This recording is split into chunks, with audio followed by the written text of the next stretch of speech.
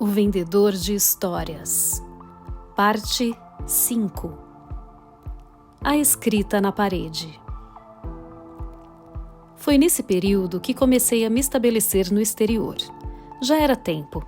Em casa, a teia estava ficando complicada demais. A população da Noruega é pequena, mas com uma alta concentração de escritores. Logo, se tornou muito conveniente fazer viagens frequentes para a Alemanha, Itália, França, Espanha e Inglaterra. Primeiro, eu tinha de arranjar emprego numa editora. Tinha consciência de que havia algum tempo esse era um passo necessário.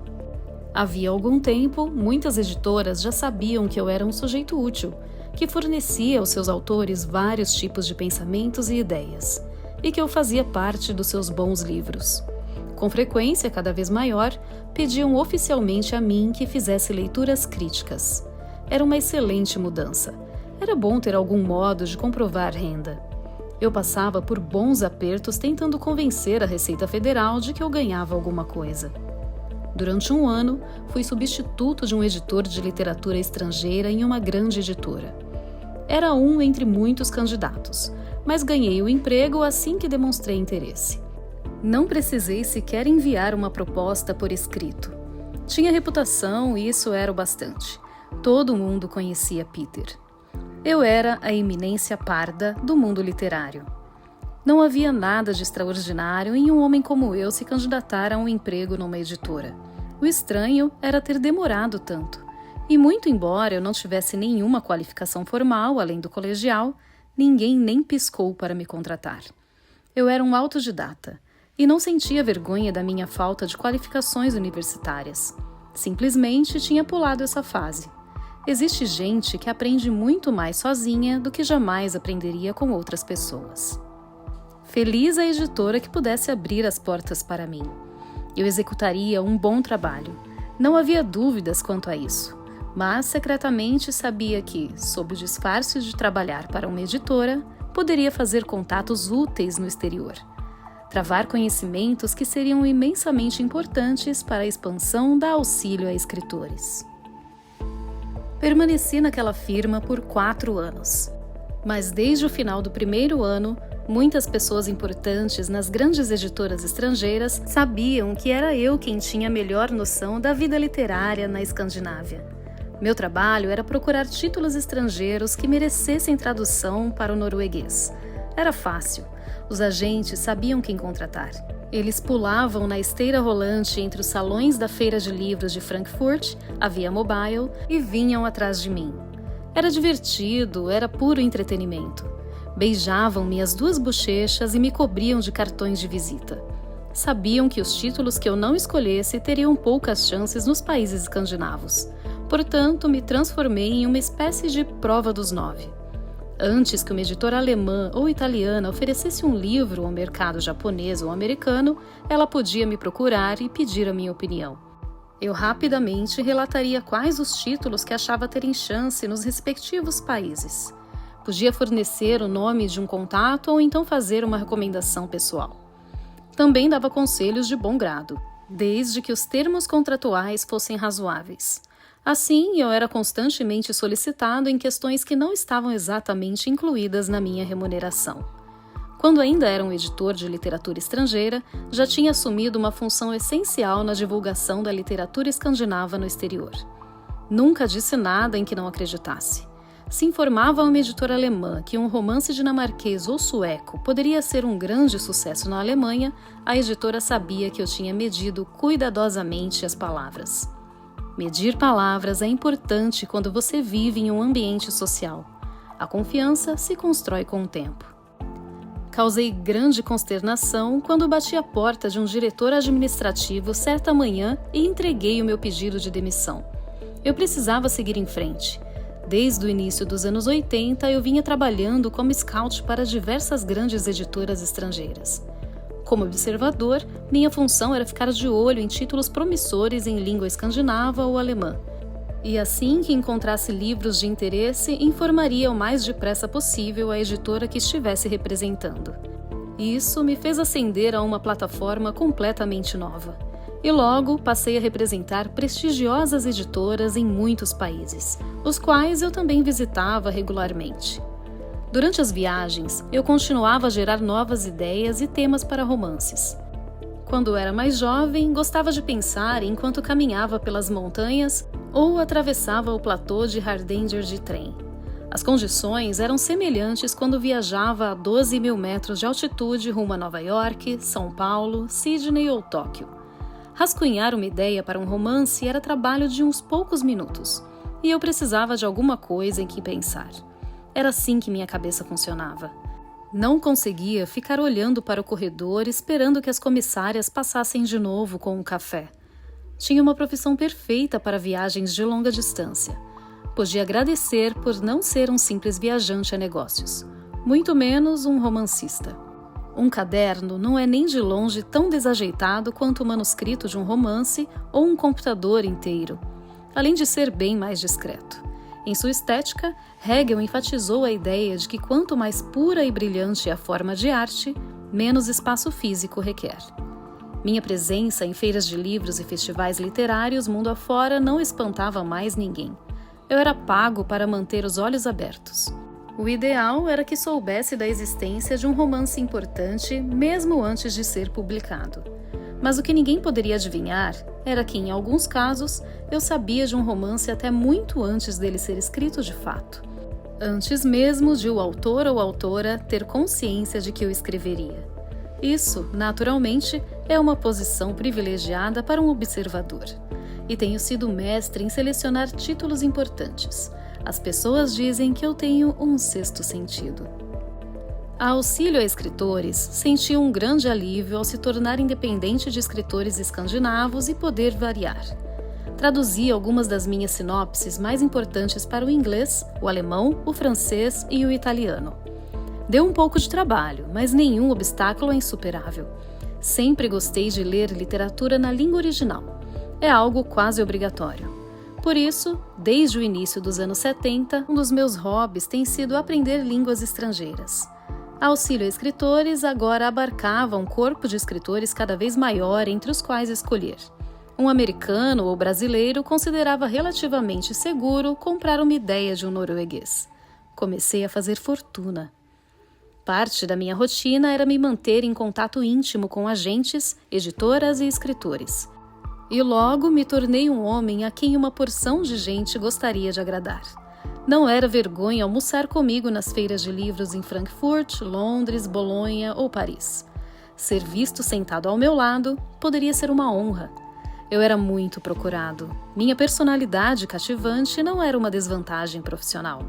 E passei muitas noitadas agradáveis na companhia de mulheres editoras. Os únicos concorrentes no meu nicho eram os outros scouts. O mesmo best-seller não podia ser vendido ao mesmo tempo para C.U. ou para Gallimard. Naquela primavera, assim que cheguei à feira de livro infantil, senti que aquela poderia ser a minha última visita a Bolonha. Logo na primeira manhã, detectei que as coisas não estavam como deveriam. Sou sensível a atmosferas hostis. Sempre fui. Assim que os salões foram abertos, me vi conversando com um editor francês. Ele tivera recentemente grande sucesso com uma história baseada em uma das minhas sinopses.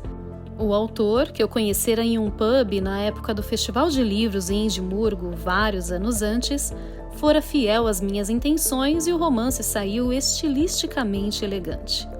Tinha pagado um adiantamento substancial e eu deveria receber 5% de todos os direitos futuros, tanto na França como nas edições traduzidas. O livro tinha ganhado diversos prêmios e já aparecera em 7 ou 8 línguas diferentes. Eu possuía a confirmação clara das condições do negócio em uma fita cassete, depositada em um cofre de banco e acompanhada de uma cópia da notificação de pagamento. Além disso, também tinha uma fita gravada do meu telefone de casa em Oslo. Eu sempre fornecia prontamente o número do meu telefone aos escritores. Era impossível detectar o gravador. E para evitar mal-entendidos, sempre guardava uma súmula do acordo firmado. Não levou muito tempo para que o editor francês soubesse tudo sobre a origem do romance premiado. E teria o próprio autor contado a ele? E caso assim fosse, por quê? Será que ele não tinha nenhum tipo de orgulho? Nada foi falado diretamente, mas a julgar pelo modo como o editor passou a me questionar, concluí que ele suspeitava que a ajuda que eu dera ao autor naquele caso não era mais que rotineira para mim. Ele inclusive se sentiu confiante para perguntar se eu sabia de alguma outra coisa que estivesse sendo planejada. Por fim, quando dei sinais de que não me sentia à vontade com a sua tagarelice inquisitiva, simplesmente pegando o meu copo de papel cheio de café e me afastando tranquilamente na direção dos estandes alemães. Ele me tomou pelo braço e disse: "Cuidado, Peter." O tom foi gentil, mas não creio que tenha dito por gentileza. Interpretei suas palavras como uma ameaça. Talvez ele estivesse com medo pela reputação do seu autor e, consequentemente, pelo bom nome da própria editora. Fiquei trocando algumas palavras com o diretor editorial de uma das grandes editoras alemãs. Ele me disse que tinha uma lista de títulos especialmente boa naquele ano. Ganhei uma taça de espumante, mas o homem com quem eu estava falando não tinha noção de que o trabalho preliminar em 2 dos livros que estávamos falando tinha sido feito em Oslo, muitos anos antes. Não fazia a menor diferença. Fiquei a manhã inteira circulando pelos salões da feira de livros. Estava trabalhando. Sempre gostara de salões assim. Era um bom lugar para estar. Os salões e corredores das grandes feiras de livros europeias eram os meus palácios imperiais. E entre todos, o meu favorito era aquela residência primaveril em Bolonha. Eu comia melhor em Bolonha. Bolonha tinha mais mulheres. Eu adorava passar de país em país nos estandes de feira, cumprimentando colegas de todos os cantos do globo. Relativamente poucos autores vinham a Bolonha, porém vi os meus livros em exposição. Eu tinha inspirado dezenas de livros para crianças e adolescentes no decorrer dos anos, mas era o único que reconhecia a própria fecundidade. Adorava falar com editores sobre os livros que tinha iniciado. Dava a minha opinião, achava apenas justo e não hesitava em desancar um dos meus próprios romances se achasse que tinha sido mal escrito. Podia dizer que o autor tinha desperdiçado a trama, ou no mínimo que poderia tê-la usado muito melhor. Não era capaz de dizer em minhas próprias palavras qual era, a meu ver, a cerne do romance. Era divertido. Muitos editores viam nisso algo em que pensar, pois nem todos eram capazes de expor de modo tão sucinto quanto eu a intriga subjacente a um romance. Era uma alegria. Eu nem sempre conseguia ler todos os títulos de capa a capa antes de uma feira de livros, mas em termos gerais, era capaz de prestar contas do conteúdo de qualquer livro com o qual tivesse lidado desde os primeiros estágios. Eu realmente entendia do meu riscado. Não havia dúvidas quanto a isso. Naquela feira de livros de Bolonha, no entanto, tive a sensação de que alguma coisa havia mudado desde a feira de livros de Frankfurt, 6 meses antes. Só na parte da manhã eu tinha cumprimentado talvez uma centena de conhecidos. Não era nada demais. Cumprimentar 100 pessoas no decurso de uma manhã não é muito em uma feira de livros, pelo menos não para mim. Naquela ocasião, também fui me convencendo de que algumas daquelas pessoas estavam em conluio. Nem todas, é óbvio. Também reparei nisso. Incluir todas com quem eu tivera negócios no decorrer dos anos teria sido tão impossível quanto reunir todas as formigas da floresta em um único formigueiro. Mas muitas andaram trocando algumas ideias. Isso podia significar que o tempo esgotara. O meu tempo esgotara. Uma agente italiana me pegou pelo braço e exclamou: "Então você veio à feira deste ano, não é?" Foi uma pergunta estranha, por 2 razões. Ela podia ver que eu estava lá, e eu vinha comparecendo à feira de livros de Bolonha havia pelo menos 10 anos. Pouco depois encontrei Cristina, em um dos grandes conglomerados editoriais italianos.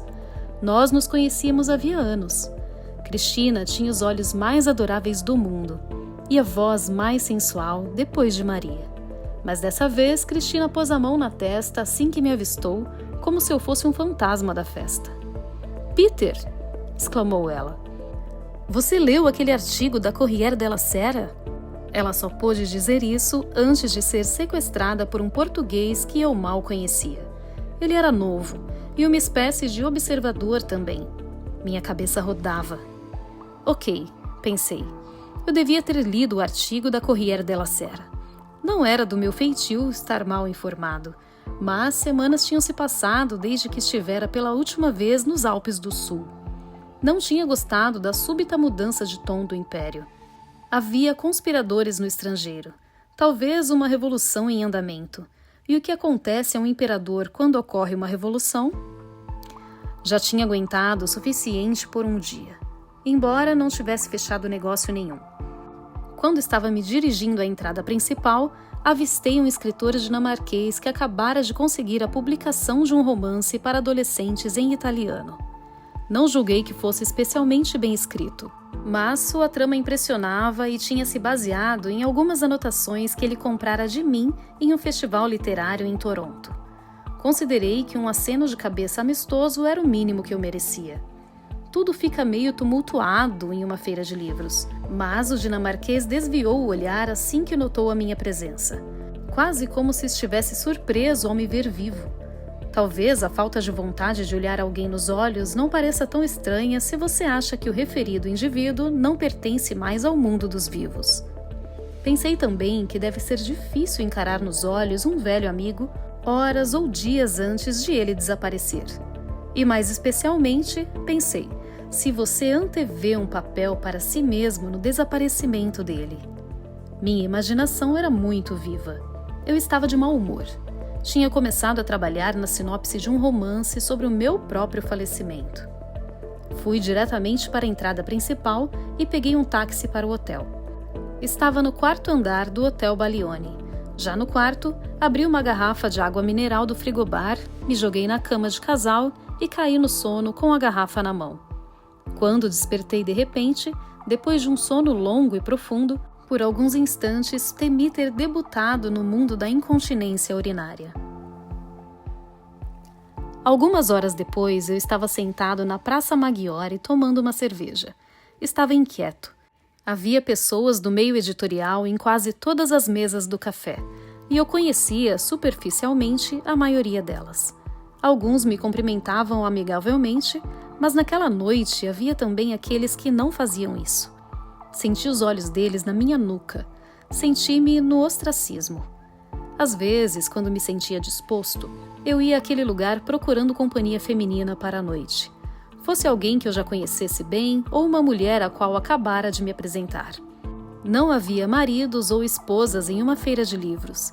E muito embora em Bolonha ambos os sexos estivessem igualmente representados, não se podia encontrar um único cônjuge.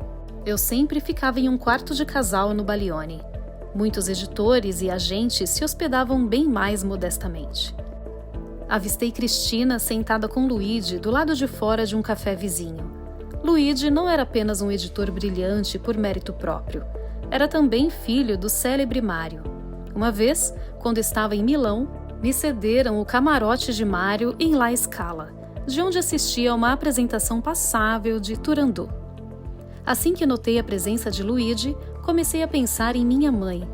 Ela teria adorado sentar-se no camarote de Mário no La Scala.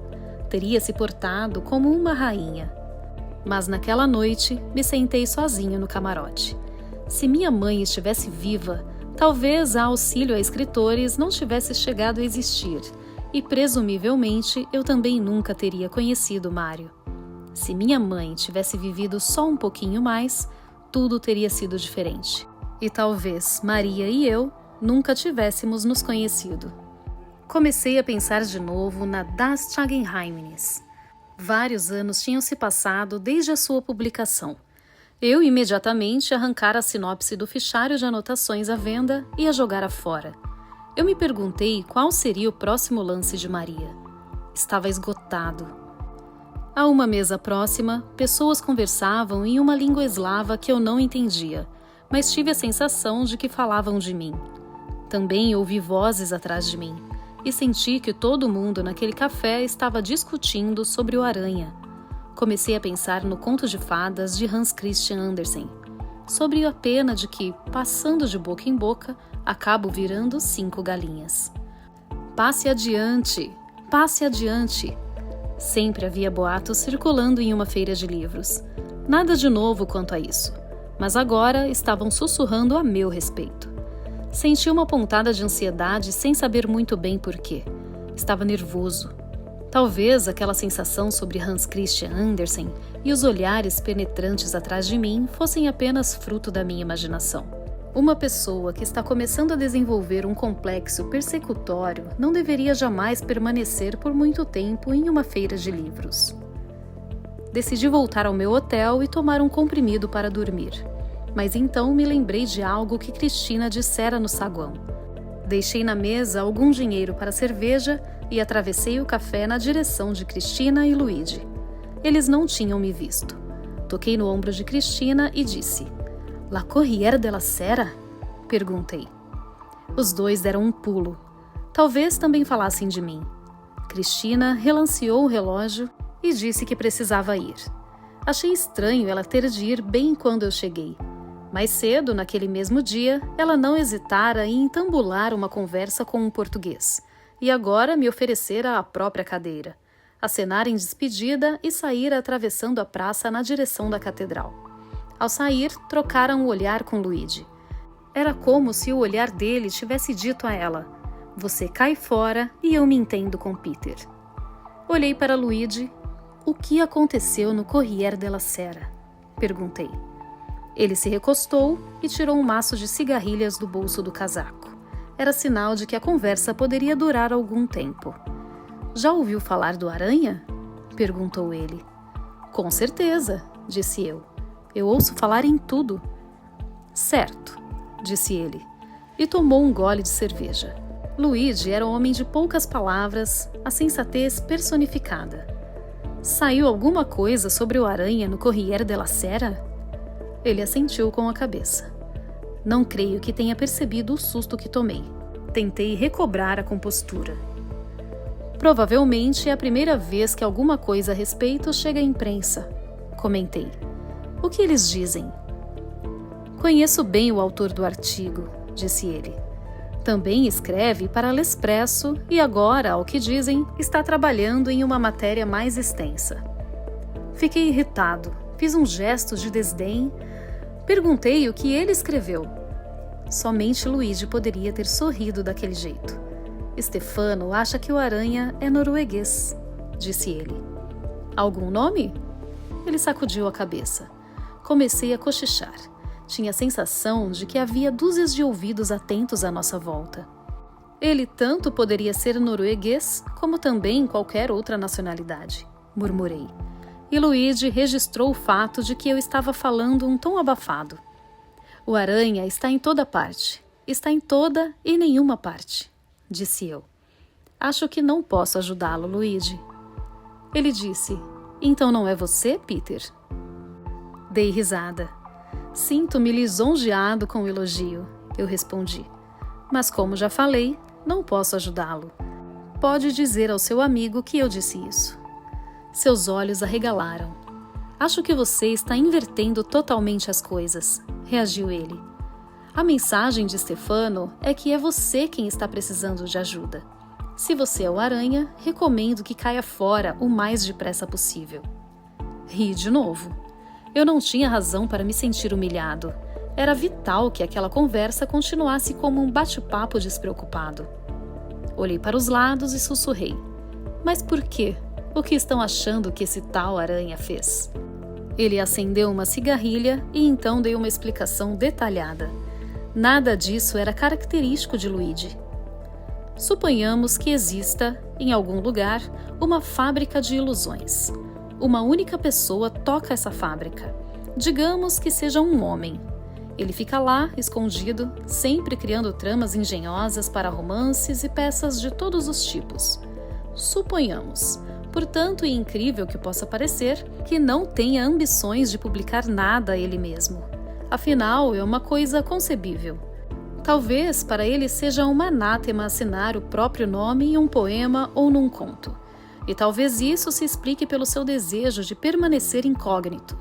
Mas, apesar disso, ele não consegue parar de inventar histórias e fábulas. Simplesmente não sabe como parar. Vamos supor que no decorrer dos anos tenha montado uma extensa rede de contatos dentro da indústria editorial. tanto em seu próprio país como no estrangeiro. Conhece centenas de escritores e muitos entre eles sofrem de ataques periódicos daquilo que chamamos de bloqueio de escritor. Vamos supor tudo isso e também que no meio desse grupo de escritores existam certos indivíduos prontos a pedir ajuda. Vamos supor agora que essa fábrica de ilusões tenha começado a vender mercadoria literária semi-acabada para autores frustrados. Está me acompanhando? O olhar dele me fulminou. Enquanto ele falava, acenei para o garçom e pedi uma garrafa de vinho branco. O fato de Luigi estar bem mais informado do que eu me irritava. É claro que estou acompanhando, disse eu.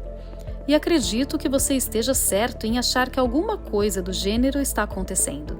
Bate com a minha própria experiência. Verdade? Disse Luigi. E daí? Prossegui.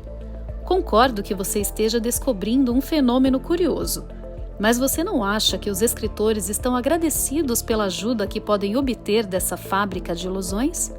O público leitor não deveria estar esfregando as mãos? Quando o tempo está úmido e frio e fica difícil acender uma grande fogueira, você fica grato ao homem que se lembrou de trazer uma lata de parafina. Ele riu. Sim, é verdade, mas não creio que você conheça muito bem este país. Achei estúpida a sua observação. Afinal, eu era um europeu. Algum título em especial? Perguntei. Ele mencionou 5 romances que tinham aparecido na Itália no decorrer dos últimos 2 anos. 4 deles eram meus. O 5º, que paradoxalmente foi chamado de Seda, era uma pequena joia do fabulário italiano, mas com a qual eu não tinha sequer sonhado. Bravo, disse eu. Não sei por que disse isso. Foi uma reação idiota. Pela própria natureza da coisa, essa fábrica de ilusões pode continuar funcionando por anos a fio, disse ele. Mas suponhamos que os escritores comecem a ficar irrequietos. Ficaram dependentes de injeções de fontes externas e agora têm medo de ser pegos em um teste de antidoping. A qualquer momento, sem aviso, podem ser pegos trapaceando. Não confiam mais no Aranha. Um belo dia, ele poderia simplesmente desvesti-los de toda a fama e prestígio que os seus livros lhe proporcionaram. Agora, suponhamos que um dia eles fiquem nervosos a ponto de começar a trocar ideias sobre isso. Novamente, olhei para os lados. Será que alguém estava ouvindo? Olhar em volta era uma coisa boba para se fazer. Por que o Aranha deveria se preocupar com isso? Sussurrei. Ele não fez nada ilegal. E também não acho que tenha feito algo repreensível. Certamente firmou acordos muito claros com cada um dos escritores com os quais lidou. Você não é italiano, reiterou ele. Talvez seja ingênuo. Porém, imagine que aqueles escritores davam dinheiro ao Aranha. Montes de dinheiro. Verdadeiras fortunas. Eu odiava pessoas que me achavam crédulo. Para mim, o maior dos bichos papões seria ter de me associar com pessoas que me tratam com condescendência. O fato de ser desmascarado como Aranha não me apavorava tanto, mas eu detestava a ideia de que alguém pensasse que estava conseguindo enxergar através de mim. Isso não chega a ser um problema, foi o meu comentário. Mesmo que não possa recuperar tudo que os escritores lhe devem, ele vai arranjar do mesmo jeito. Ainda não entendo por que isso é problema para você ou para mim, ou mesmo para o público leitor. Achei irritante não poder me expressar com mais clareza. Era como se minha boca estivesse cheia de areia. Luigi me olhou nos olhos. O que eles estão planejando, Peter? Pense nisso como se fosse ficção. Use a sua imaginação. Obviamente, vão tentar matá-lo, disse eu. Ele assentiu. Vão contratar alguém para matá-lo. Não é difícil nesse país. A garrafa de vinho branco já tinha chegado havia algum tempo. Eu já tinha bebido mais da metade. Você não acha que o Aranha considerou isso como uma possibilidade? Perguntei. Com certeza, disse Luigi. Com toda certeza. Apenas pense em todos os esquemas engenhosos que ele montou. Pelo que sabemos, pode ter feito uso de câmeras ocultas e grampos, e se ele for liquidado, pode ser que o mundo inteiro fique sabendo precisamente por quais romances foi responsável. Cada frase que ele escreveu será tornada pública, talvez até pela internet, e muitos autores vão morrer de vergonha. Talvez tenha sido por causa disso tudo que ele tenha conseguido manter as coisas em andamento por tanto tempo. O fundamento do seu negócio é o senso de autoestima dos seus autores. E de qualquer jeito, muita coisa boa partiu da sua orientação, e não podemos perder isso de vista. Poderemos sentir falta dele, especialmente nós, editores. Dessa vez a minha risada foi genuína. Portanto, do que estamos falando? Vocês realmente acham que existem pessoas dispostas a matar só para morrer de vergonha depois? Ora, vamos, Peter. Você me decepciona. Não é com relação aos envergonhados que o Aranha precisa se cuidar. Ele ainda os tem nas mãos. De repente, uma coisa ficou clara para mim. Eu não podia suportar a ideia de ser considerado uma decepção. Decidi reparar os danos imediatamente. Você está certo, disse eu. É claro que o Aranha só precisa tomar cuidado com os que não temem o escândalo. Afinal, a celebridade obtida depois de uma ação inóbil já tem o seu mercado, e é um mercado em expansão. Quando eu era jovem, ele praticamente não existia, mas os tempos mudam. Mesmo os japoneses já pararam de cometer harakiri, um gesto tão deprimente, tão decadente. Cada vez mais gente tira vantagem da infâmia, e isso proporciona espaço na mídia e torna essa gente cada vez mais famosa. Você tem razão, Luigi. A sua lógica está certa. Ele assentiu enfaticamente. Depois disse: essa gente lhe deve direitos para sempre. Talvez 10, 20% da sua renda. E esses autores também não fizeram nada de errado. Não se esqueça disso. Não vão ser presos por recolher algumas ideias para um romance. Mas com o passar dos anos, eles vão ficar malvados. E depois de morto, o Aranha não conseguirá receber o dinheiro que lhe devem. Ou você acha que ele legou esse dinheiro a algum herdeiro, Peter? Você acha que ele pensou nisso? Não, ele não pensou. Cometi um erro enorme. Era uma situação embaraçosa. Eu não contava com os desprovidos de honra. Mas ele ainda tem uma saída, eu disse. Pode anunciar que abre mão do seu direito e todo o dinheiro que os escritores lhe devem.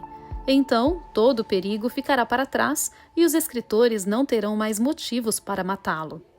Ele encolheu os ombros. Estaria sorrindo? Temo que as coisas tenham ido longe demais, disse ele. Dizem que já existem planos para pegá-lo. Pegá-lo? Pegá-lo? Isso me trouxe a lembrança de todas as vezes que eu me vi acuado quando criança. Todas as surras que levei, a ocasião em que Ragnar me quebrou a cabeça e tive de ir para o pronto-socorro levar 12 pontos. Dei uma olhada para a praça na frente da basílica e avistei um homenzinho com seu chapéu de feltro e a bengala. O desprezível homúnculo andava de um lado para o outro na praça, investindo contra as passantes com a sua vara de bambu como se aquela coisinha fosse um florete, e ninguém lhe dava atenção. Ele devia se controlar, pensei. O homem-metro estava correndo o risco de se transformar em uma paranoia de si mesmo. Luigi parecia ter mudado de assunto, pois perguntou de repente: você sabe alguma coisa sobre um romance chamado Triplo Assassinato Após a Morte? Tive um sobressalto. Ele deve ter notado a minha reação. Era um romance policial de Robert, que fora publicado em Oslo alguns anos antes. Existe um romance norueguês com esse título, disse eu. Não creio que seja alguma coisa para o seu mercado, Luigi. A risada dele foi quase que resignação. Então ele disse: ah, sim, também ouvi falar da versão norueguesa. E isso é parte do motivo por que estou conversando com você. Mas também tenho em mente um romance alemão que foi recentemente traduzido para o italiano. O editor me contou que ficou um tanto chocado quando descobriu, apenas alguns dias antes, que existe um romance norueguês baseado exatamente na mesma história, publicado exatamente no mesmo ano em que o alemão. Dizem que as histórias são similares e que não há como falar em coincidência. Senti um rubor me queimar. Então, Maria atacara de novo. Tentei ocultar minhas mãos trêmulas de Luigi. Lembrei-me claramente de que Maria e eu tínhamos estado juntos no campus. Foi na época em que estávamos tentando conceber um filho. Fritamos bacon e ovos na cozinha comunitária, depois voltamos como quem não quer nada para o quarto dela e nos acomodamos no sofá-cama. Foi então que contei a Maria a história do triplo assassinato após a morte. Inventei a história ali mesmo e rabisquei algumas anotações rápidas ao chegar em casa. Mas não pensei mais nisso até desencavá-la para Robert, alguns anos depois. Depois ambientei a história em Flandres, pois a mãe dele era flamenga. E qual o nome desse autor alemão? Perguntei. Wittmann, disse Luigi. Wilhelmine Wittmann. Ele tinha apagado a cigarrilha e estava agora com o olhar perdido além da Praça Maggiore. Está quase parecendo que o Aranha ficou um pouquinho descuidado com o passar dos anos, disse ele. Ele não sabia quanto as suas palavras eram exasperantes. Eu sempre cuidara para que jamais ocorressem duplicadas. A única pessoa que tinha uma espécie de posição privilegiada era Maria. Mas isso tinha sido quase 30 anos antes, e muito antes de a Auxílio a Escritores começar a funcionar. Não nos falávamos havia 26 anos. E agora, de repente, ela começara a se manifestar. Obviamente, eu precisava entrar em contato com ela imediatamente. Seria imprescindível. Mas não me dei conta de uma coisa que não tinha percebido antes. Eu nunca perguntara a Maria qual era o seu sobrenome. Pode parecer estranho, mas só nos conhecemos durante alguns meses. E os sobrenomes não eram muito usados nos anos 70. A porta do quarto dela no campus ostentava um ladrilho de cerâmica com o nome Maria, pintado por ela mesma em grandes letras vermelhas. Assim que a ideia da gravidez entrou em discussão, ela deve ter conscientemente ocultado tanto o endereço quanto o sobrenome. Eu só tinha a própria palavra de Maria como garantia do fato de que ela aceitara um emprego em curadoria de um museu em Estocolmo. Fiquei pensando em como o mundo era pequeno e, contudo, como era grande um monte de feno quando você procura uma agulha. Então, temos momentos emocionantes pela frente, observei. Precisamos acompanhar os acontecimentos. Não sou o Aranha, mas é claro que vou ficar de olhos abertos. Assim que ouvir alguma coisa, vou... Ele me interrompeu. Isso é bom, realmente muito bom, Peter. Eu me senti idiota, cansado. Estava cansado desde a morte da minha mãe. Olhei para ele. O que eu faço, Luigi? Afaste-se de Bolonha, respondeu. Quanto antes, melhor. Ele disse isso com um sorriso, mas era um sorriso ambíguo. Eu ri. Acho que você andou lendo romances policiais demais, disse. Seu sorriso ficou ainda mais largo. Luigi sempre foi um gozador. Estaria blefando quando disse que alguém estava ameaçando a minha vida? Talvez Cristina e Luigi tivessem adivinhado que eu era o Aranha. Talvez tivessem dado um pulo no escuro e agora ali estava Luigi, sentado na minha frente, se divertindo às minhas custas. Triplo assassinato após a morte pode ter sido um título que ele ouvira de algum editor norueguês. Ou então ele pode ter conseguido os direitos do livro e depois ficado surpreso com o fato de uma mesma história já ter sido escrita por 2 autores diferentes. Eu nem tinha certeza de que saíra um artigo no Corriere della Sera. Você pode precisar de proteção, disse ele. Um guarda-costas, pensei. Era algo novo e doloroso. Eu me senti ainda mais idiota. Pela primeira vez, me senti desprovido da imaginação. A pressão externa estancara a força que emanava de dentro de mim. Eu estava vazio de palavras. A coisa mais inteligente que consegui fazer foi rir. Mas era uma reação barata demais. Certamente nada de que se orgulhar. Não é motivo para isso, disse Luigi. Fiquei irritado. Fiquei furioso porque não sabia dizer se ele estava blefando. Levantei e pus algum dinheiro na mesa pelo vinho. Você está hospedado em Balione? Perguntou ele. Não respondi. Aonde você vai? Como também não respondi, ele ergueu um dedo no ar. Talvez você devesse tomar um pouco de cuidado com as mulheres, disse ele. O que você quer dizer com isso? Ele arreganhou um sorriso. Você tem a reputação de ser um pouco imprudente. Parece que é a sua única fraqueza, não é assim? Não creio que ele realmente esperasse uma resposta. E de fato não respondi. Ele entendeu. Luigi não era bobo. Então, 2 homens ficariam sentados em um bar discutindo o que faziam com as mulheres? Certamente não valia a pena remexer este assunto. Seria de péssimo gosto. Alguém poderia ser mandado de isca, talvez uma antiga namorada. Soltei um grunhido de desdém. Você anda lendo histórias de espião demais. Tentei rir. Não sabia onde ele queria chegar. Ele me deu seu cartão. Aqui está o meu telefone, disse ele. Peguei o cartão e li. Memorizo números com facilidade. Então o rasguei e pus os pedaços no cinzeiro. Olhei nos olhos dele. Sabia que podia nunca mais vê-lo de novo. Obrigado, disse eu.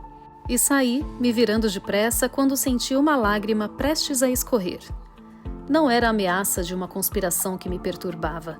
No fundo, achei que Luigi estava se debatendo no escuro. Provavelmente achava que beberíamos alguma coisa juntos na feira na tarde seguinte. Mas eu sabia que agora auxílio a escritores não era mais que uma lembrança. Aquilo não me parecia uma libertação. Parecia mais uma coerção. Fui andando até o hotel, sentindo como se os meus pés não tivessem mais contato com o chão. Talvez o problema fosse que os meus pés nunca tivessem tocado o chão. Estive numa nuvem a vida inteira. Vivi flutuando por aí em cima de uma nuvem. Funcionava como uma cabeça separada de todo o resto. Só havia 2 esferas, o mundo e a minha cabeça e o mundo. Eu tinha mais imaginação do que o mundo podia usar. Jamais vivi realmente a vida, estivera me ressarcindo dela. Não sabia se tinha sido castigado por minha mãe, ou por Maria, ou por mim mesmo. Dormi algumas horas e já me encontrava no saguão do hotel quando rompeu a aurora da manhã seguinte. A Via Independenza estava em silêncio, mas senti que era observado por um rapaz enquanto acertava as contas. Ele estava sentado em uma poltrona de couro, muito bem escondido atrás de um jornal. Era impossível julgar se acabara de acordar ou se ainda não tinha ido para a cama. Quando saí para a rua e entrei em um táxi, ele foi atrás. Não o vi entrar em um carro, mas acho que o vi de relance outra vez no aeroporto. Estava com um fone de ouvido e isso não condizia com ele. Acho que fui mais rápido que ele em descolar o meu cartão de embarque. Quando cheguei ao portão, o embarque já tinha começado e apenas alguns minutos depois taxiamos e decolamos. Eu estava na poltrona 1A, solicitada especialmente por mim. Preferia ficar olhando para o lado esquerdo. Estava indo para Nápoles. Era o primeiro voo naquela manhã. 20 minutos depois havia um avião para Frankfurt, com conexão para Oslo. Assim que atingimos a altitude de cruzeiro, reclinei o encosto da minha poltrona e uma paz quase transfiguradora me envolveu. Logo um episódio da infância me veio à mente. Era uma lembrança real, porém algo que eu não pensava desde menino. Tudo se passara tão depressa, agora eu já tinha a mesma idade da minha mãe quando morreu. A história era esta. Eu aprendera a ler e a escrever quando tinha 4 anos. Minha mãe não ensinou. Ela achava que eu devia esperar até entrar na escola. Aprendi a ler sozinho. E acho que me lembro de tirar uma velha cartilha da estante por iniciativa própria. Não considerei extraordinariamente difícil associar todas as letras do alfabeto. Uma vez, sozinho em casa, peguei um crayon vermelho e entrei no quarto da minha mãe. Numa das paredes do quarto dela, havia 2 grandes janelas cobertas com cortinas azuis de onde se tinha uma bela vista da cidade. Armários brancos ocupavam outra parede, mas nas outras 2 não havia nada, a não ser papel de parede. Era monótono. Sentia pena da minha mãe. Eu, pelo menos, tinha um retrato do Pato Donald na minha parede. Eu tinha inventado um adorável conto de fadas na minha cabeça. Fiquei trabalhando nele durante dias, mas não revelara nada à minha mãe. O conto de fadas era para ser surpresa. Peguei o crayon vermelho e comecei a escrever no papel de parede branco. Precisei subir numa cadeira para começar, pois precisava da parede inteira. Precisava das 2 paredes. Terminei várias horas depois. Então, me deitei na cama da minha mãe e li toda a longa história que tinha escrito. Fiquei todo orgulhoso. Agora minha mãe poderia deitar na cama e ler todas as noites aquela adorável história antes de dormir. Eu sabia que ela iria gostar. Era uma linda história. E talvez gostasse ainda mais porque eu a fizera especialmente para ela. Se tivesse inventado uma história para mim mesmo, teria sido diferente. E se eu estivesse criado um conto de fadas para o meu pai, também seria diferente. Mas desde que eu tinha 3 anos, o meu pai não morava mais em casa. Fiquei deitado na cama, aguardando a minha mãe. Estava ansioso por seu retorno, embriagado de tanta expectativa. Era frequente eu ter uma pequena surpresa para ela, mas essa era muito diferente. Era uma grande surpresa. Ali, sentado naquele avião para Nápoles, me lembrei do ruído de minha mãe entrando no vestíbulo naquela tarde. "Aqui!" gritei. "Estou aqui dentro!" Ela ficou pálida. Ficou absolutamente pálida. Ficou fora de si, ainda antes de ler o que eu tinha escrito. Ela me arrancou da cama e me jogou no chão. Me bateu forte nas 2 faces. Depois me arrastou para o corredor e me trancou no banheiro. Eu não chorei. Não disse uma palavra. Ouvi-a telefonando para o meu pai e ouvi como ela ficou zangada com ele também. Disse que ele precisava vir até o apartamento para aplicar um novo papel de parede. E vários dias depois, ele fez isso. O cheiro de cola ficou no ar durante semanas. Foi humilhante. Fiquei um tempão trancado no banheiro. Primeiro ela jantou, depois tomou café e escutou os primeiros 2 atos de La Bohème. Disse que era melhor eu começar a me aprontar para dormir. Fiz exatamente o que ela mandou, mas não pronunciei uma palavra. Fiquei sem falar com a minha mãe por vários dias, mas fazia tudo o que ela mandava. Por fim, ela teve de me agradar muito para eu começar a falar de novo. Eu disse que nunca mais ia escrever na parede, nem, declarei, em papel, nem mesmo em papel higiênico. Estava muito decidido e, de certo modo, cumpri a promessa. Depois daquele episódio, nunca mais permiti que minha mãe visse nada que eu tivesse escrito. Nem uma sílaba sequer. Ela também não podia ver a minha lição de casa. Isso era às vezes comentado com os professores, mas eles concordavam comigo. Eu fazia tão bem a minha lição de casa sozinho, diziam eles, que não era necessário que minha mãe visse os cadernos. Muito justo. Eu não chegaria a ponto de dizer que aquele evento foi decisivo para me fazer desistir de ser escritor, mas certamente foi o que me fez parar de desenhar. Não havia muito sentido em desenhar se eu não tinha ninguém a quem mostrar os desenhos. Acho que me lembro da vez em que me dei conta da impossibilidade de saber se a minha mãe conseguira ou não ler o que eu tivesse escrito. Caso algum dia publicasse um livro com uma tiragem de milhares de exemplares. Mas eu jamais me exporia assim. Já tinha me exposto no quarto da minha mãe e aquilo foi um sinal de perigo, a escrita na parede. Mamãe jamais teria oportunidade de entrar em uma livraria e comprar um livro com o meu nome na capa. Recusei o convite para o café da manhã da comissária de bordo e tentei dormir, mas após cochilar alguns minutos acordei de novo, sobressaltado. Relanceei para a paisagem plana da Úmbria lá embaixo. Estava com 48 anos. Metade da minha vida ficara para trás. 75% da minha vida ficara para trás.